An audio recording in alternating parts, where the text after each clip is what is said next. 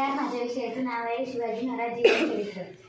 आदरणीय व्यासपीठ आणि व्यासपीठावर उपस्थित मान्यवर, आज मी तुम्हाला शिवजयंती निमित्त काही दोन शब्द सांगणार आहे, की तुम्ही शांत चित्ताने ऐकाल अशी मी आशा बाळगते। माझ्या छोट्याशा भाषणाला सुरुवात करते। पाहुणी छत्रपती तेज झुकल्या सर्वांच्या नजरा, पाहुणी छत्रपती तेज झुकल्या सर्वांच्या नजरा, राजे तुमच्या जन्मदिनी हा माझा मानाचा मुजरा, राजे तुमच्या जन्मदिनी हा माझा मानाचा मुजरा। थकून थकून झाडाखाली बसावा तर झाडाखालून विंचू निघावा, विंचवाला पाण्यासाठी दगड उचलावा तर दगडाखालून साप निघावा, सापापासून वाचण्यासाठी पळत पळत सुटावं तर विहिरीत दिसावे, विहिरीत बघता बघता विहिरीत पडावं तर मगर दिसावी, मगरीपासून वाचण्यासाठी पुन्हा वर यावं तर वाघ दिसावा, वाघापासून वाचण्यासाठी पुन्हा त्याच विहिरीत फांदीला धरून उडी मारावी, तोपर्यंत फांदीचा मूळ उपटावा आणि मधाचा मोह तोंडाला पडावा। याचप्रमाणे माझ्या राजाने हिंदवी स्वराज्य स्थापन केले। याच राजाला अभिवादन करण्यासाठी मी कुमारी समृद्धी सुशील कातकर, उंदूर हायस्कूलची विद्यार्थिनी, आपल्या सर्वांना नमस्कार व शिवजयंतीच्या शुभेच्छा देऊन माझ्या भाषणाला सुरुवात करते। आमच्या महाराष्ट्राचा इतिहास लिहावा शाहिरांच्या दफांनी, घोड्यांच्या तफांनी आणि तलवारीच्या खटखटांनी, ढगांच्या कडकडाटांनी आणि तोफांच्या बुलंद कानठळ्या बसणाऱ्या आवाजांनी। भारतभर पुन्हा मुठभर मावळे घेऊन निजामशाहीची कत्तल करून वेशीवर ठाकून आपल्या महाराष्ट्राचे एकमेव राजा म्हणजे सिंहासनाधीश्वर राजाधिराज अष्टपैलू श्री छत्रपती शिवाजी महाराज यांचा जन्म 19 फेब्रुवारी 1630 रोजी शिवनेरी किल्ल्यावर झाला। अंधार जर झाला तर दिवा पाहिजे, अंधार जर झाला तर दिवा पाहिजे, माझ्या शिवबासारखा युवा पाहिजे, माझ्या शिवबासारखा युवा पाहिजे। छत्रपती शिवराज ना उगाच कोणी कल्याणकारी राजा म्हणत नाही, कारण ते तसे होते।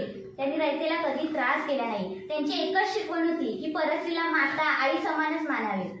एकदा मावळ्यांनी आदिलशाहीची सून, तिला अतिशय सुंदर रूपवान अशी सून होती त्यांची, तिला पळवून आणले, महाराजांसमोर उभे केले। बिचाऱ्या मावळ्यांना वाटले की महाराज आमच्यावर खुश होतील, आमचे कौतुक करतील आणि आम्हाला बक्षीस देतील, पण महाराज असे नव्हते। त्यांनी तसं केलंच नाही। त्यांनी त्या सुनेची चौकशी केली आणि त्यांना जेव्हा कळलं की तिला पळवून आणलेलं होतं, त्यांना अतिशय त्यांच्या मस्तकात प्रचंड संताप केला।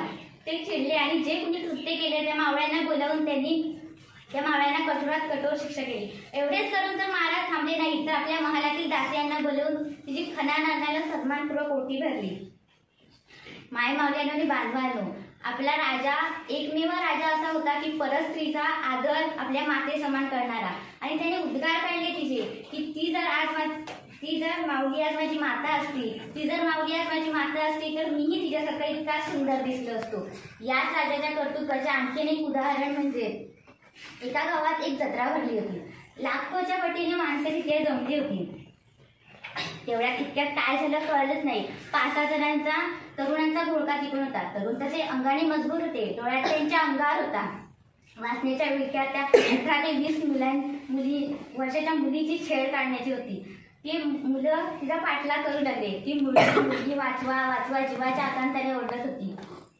ती पळता पळता कुठल्या एका तरी जंगलात गेली कळालेच नाही। रात्रीचे 8 वाजले होते।